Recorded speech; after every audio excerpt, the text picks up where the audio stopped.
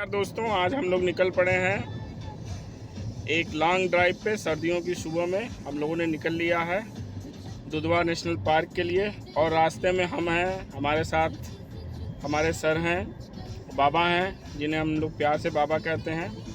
दो डायरेक्टर, एक director sir हैं और एक हमारे पीछे असिस्टेंट डायरेक्टर के बीच में मैं हूँ। शिवम ज़्यादा अच्छा लगेगा। और हम लोग अपने पुराने ज़मानों के, अपने दिनों की बातों को याद कर रहे हैं। उस समय की पत्रिकाएं, बचपन से लेकर जवानी तक किन पत्रिकाओं के साथ हम बड़े हुए। सर, कुछ आप अपने समय की पत्रिकाओं के बारे में बताएंगे? हाँ, मैं जब मतलब बहुत छोटा था, अंडर 15 ईयर्स था, तो उस ज़माने में जो है हमारे यहाँ मासिक पत्र है। मेरी बड़ी दीदी है जो है वो शरिता, मुक्ता और ये सब मंगाया करती थी हमारे लिए। चंपक, पराग, नंदन, इस तरह की जो है आया करती थी। लेकिन जब हम 15 से थोड़ा सा और बड़े हुए तो हमने वो क्रिकेट सम्राट, दिनमान और जो राजनीतिक साप्ताहिक हुआ करते थे, बिल्टेज हुआ करता था, उन सबको हम मंगाया करते थे। उन सबको देख देख के हम पढ़े और बड़े हुए। और अपने जो जो जो हमारा सिलेबस है, जो हमारी कक्षा की किताबें होती थी, उसके अतिरिक्त ये सब हम पढ़ा करते थे।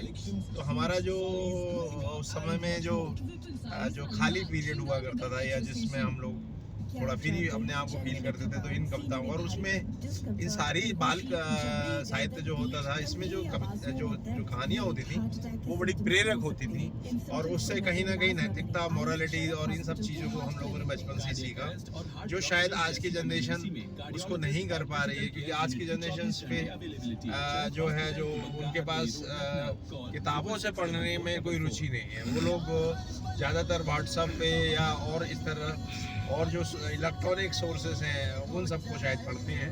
बट मेरा ये मानना है कि जो हम लोगों ने बचपन हमारा जो बीता है, उस समय जो साहित्य हमने बाल साहित्य और बाद में जो है थोड़ा सा वयस्क साहित्य पढ़ा है।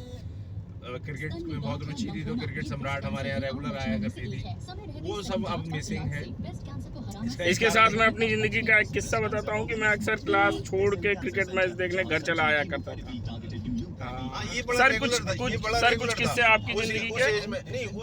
उस एज में जो है वो सभी ऐसा करते थे। मुझे याद आता है कि हमारे घर में टेलीविजन था, आस पड़ोस में नहीं था, तो आस पड़ोस के मैं अपने दोस्तों को इनवाइट करता था। कोई मैच होता था तो उस मैच में हम लोग आया करते थे।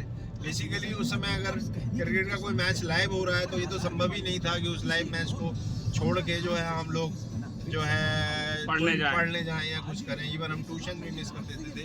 और उस समय जो वो दौर था तो 5 दिवसीय मैच ज़्यादा पॉपुलर थे। 1 दिवसीय नया शुरू हुआ था, तो हम लोग और हमारे भी जो बड़े भाई वगैरह थे वो 5 दिवसीय मैच में पूरे 5 दिन वो मैच देखा करते थे।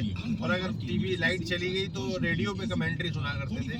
और उस समय के जो कमेंट्री करते थे जो लोग, वो लोग भी लाजवाब थे। उस समय की कमेंट्री से हम लोग बहुत अच्छी भाषा सीख सकते थे। भाषा सीखने की दृष्टि से भी तो वो चीज़ें थी। अब दूसरा चीज़ें ये थी कि जब हम थोड़े व्यस्त हुए, कॉलेज लाइफ में गए, तो उस कॉलेज लाइफ में क्योंकि मोबाइल होता नहीं था, तो जो भी हमारे मित्र बने, उन मित्रों से जो हमारा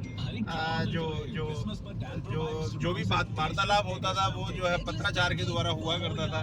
और उस पीरियड में बहुत खूबसूरत लेटर पैड आया करते थे। पता नहीं अब आते हैं नहीं आते। सेंटेड पेन भी आती थी जो दिखते हुए उसमें महकता था। हाँ, तो वो सब चीज़ें थी, तो वो really I enjoy at that time. But अब तो वो सब चीज़ें हैं नहीं। और कई बार ये महसूस भी होता है कि लाइफ में मतलब पीछे जाना संभव नहीं है, लेकिन अगर ऐसा होता तो हम लोग उस लाइफ को दोबारा जीना चाहते हैं एक बार।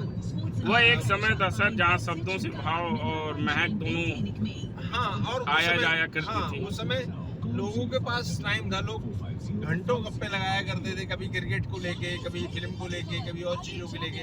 आज हमने देखा है कि घरों में अगर अपने घर के 4 मेंबर हैं तो चारों के चारों अपने मोबाइल में लगे रहते हैं। एक दूसरे से किसी मुद्दे पे कोई डिस्कशन नहीं होता। दिमाग जो है बच्चों का और बड़ों का जो गाइड हो रहा है, जो चैनलाइज हो रहा है, वो व्हाट्सएप से या अदर सोशल साइट से हो रहा है। वो वार्तालाप करके चीज़ों को नहीं कर रहे हैं। मुझे लगता है कि ये, हालांकि ये मैं मानता हूँ कि ये बड़ा टेम्परेरी फेज है और समय के साथ लोग समझेंगे और फिर से वही चीज़ जो हम लोगों ने एंजॉय की ये लोग करेंगे।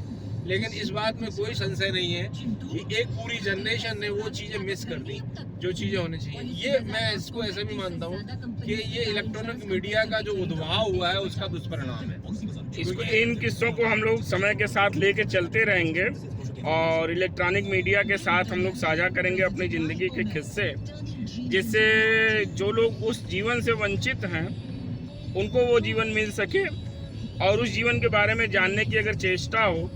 और बहुत सी फाउंडेशन है कि बच्चे आजकल डिजिटल हो गए हैं, तो हम लोग अपने किस्सों को डिजिटल रूप में प्रस्तुत करेंगे, स्टिल रूप में प्रस्तुत करेंगे, तो शायद वो न किसी के पास जाए और उसकी संवेदनाएं न किसी के पास जाएं, लेकिन हम लोग डिजिटल रूप में इसको प्रस्तुत करते रहेंगे। और आज शाम को हम लोग कैंप फायर की एंजॉय करने वाले हैं दुधवा में, तो उससे लाइव हम होंगे ज़िंदगी के और किस्सों के साथ। तब तक के लिए बाय बाय, टेक केयर।